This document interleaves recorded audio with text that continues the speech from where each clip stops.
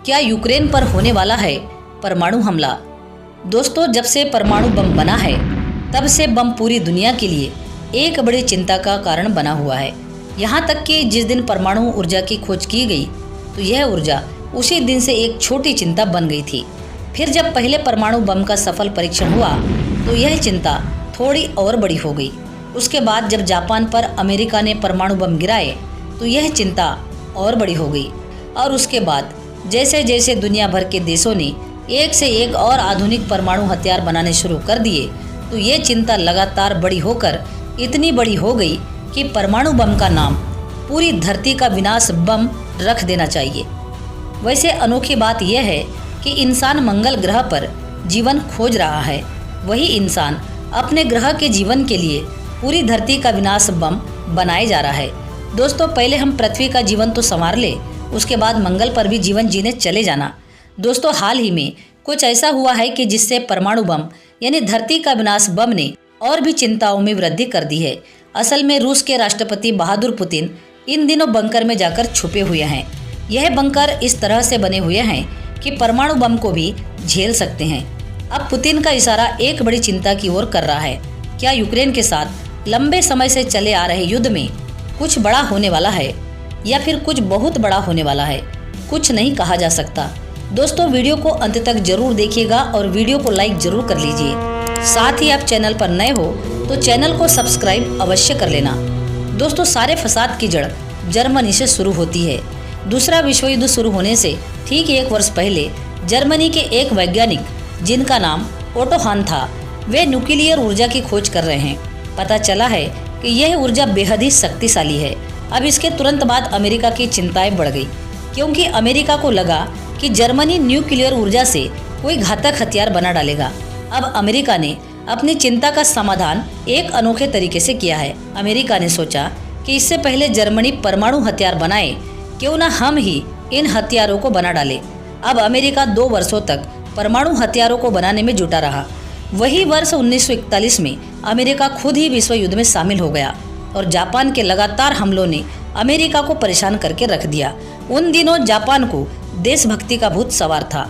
दोस्तों, कभी कभी ज़्यादा देशभक्ति का भूत सवार होना खतरा बन जाता है और कुछ ऐसा ही जापान में हो रहा था। जापान ने अपने नौजवानों को देशभक्ति के नाम पर आत्मघाती बना दिया था। ये नौजवान जापान की सेना में भर्ती हो जाते और थोड़े ही दिनों के विमान चलाने के अभ्यास के बाद अपने विमान को सीधा दुश्मन देशों के युद्धपोतों में और बंदरगाहों और अन्य सैन्य ठिकानों पर दे मारते। ऐसे में जापान के देशभक्त पायलट भी शहीद हो जाते, परंतु उन्हें लगता कि देश के लिए जान देने से बड़ा गौरव और कुछ भी नहीं हो सकता। जापान के इन आत्मघाती पायलटों के कई हमले अमेरिका के लिए भारी नुकसानदायक सिद्ध हुए और अमेरिका भी समझ चुका था कि जापान को रोकना है तो कोई ठोस कदम उठाना पड़ेगा। साल 1941 के बाद से ही अमेरिका ने अपने परमाणु बम बनाने के प्रयास तेज कर दिए। वैज्ञानिक लगातार काम करते रहे और आखिरकार 4 महीनों की कड़ी मेहनत के बाद 2 महाबम तैयार हो गए और इनका इस्तेमाल जापान पर किया गया और जापान की कमर तोड़ दी गई, जिससे लंबे समय से चला आ रहा युद्ध समाप्त हो गया। परंतु यह विश्व युद्ध अपने पीछे छोड़ गया विशाल फैली हुई चिंताएं।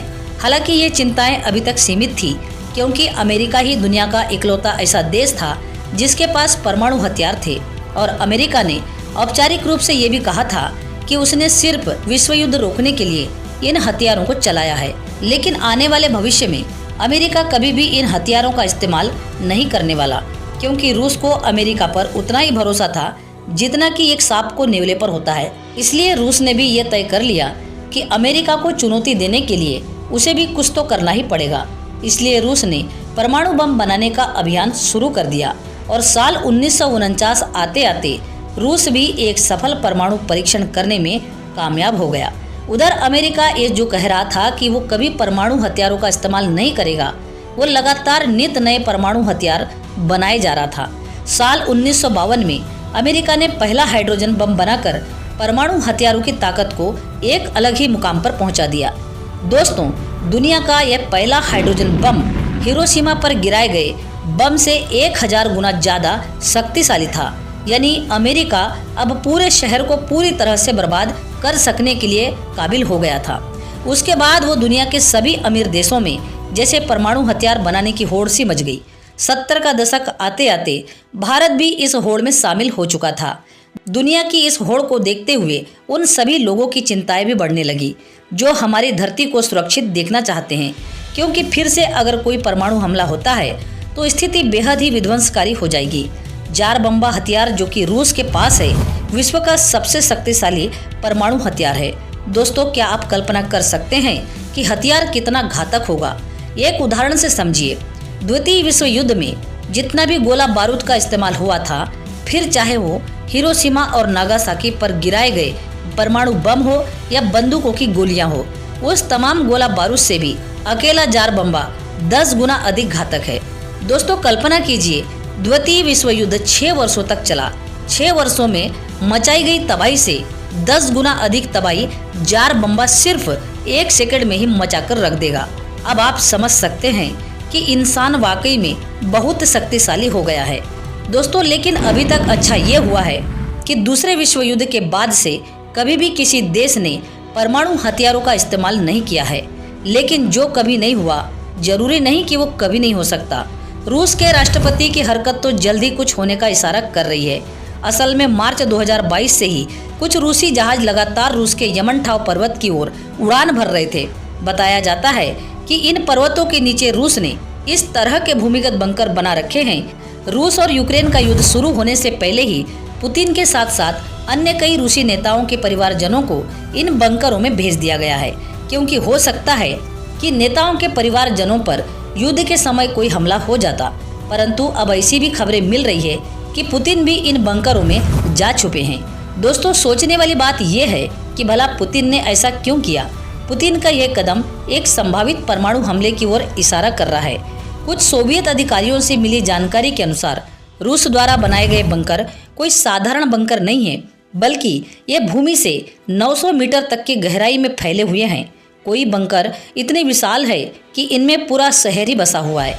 यहाँ पर हर प्रकार की सुख सुविधाएं हैं। यहाँ पर रूसी अधिकारी, नेतागण और उनके परिवारजन बड़े ही आराम से रह रहे हैं। दोस्तों, काश हमारी भी किस्मत ऐसी होती कि जब कभी परमाणु हमला होता तो हम भी भागकर बंकरों में छुप जाते और युद्ध समाप्त होने के बाद हम अपने बंकरों से बाहर आ जाते। दोस्तों, वैसे तो हम भारतीय अपनी जान को हथेली पर लेकर चलते हैं। दोस्तों, इसके अलावा आपके पास क्या जानकारी है, कमेंट में जरूर बताना और जय श्री कृष्ण अवश्य लिखना। वीडियो पसंद आई हो तो वीडियो को लाइक, शेयर और सब्सक्राइब अवश्य करना। पूरा वीडियो देखने के लिए आपका बहुत बहुत धन्यवाद।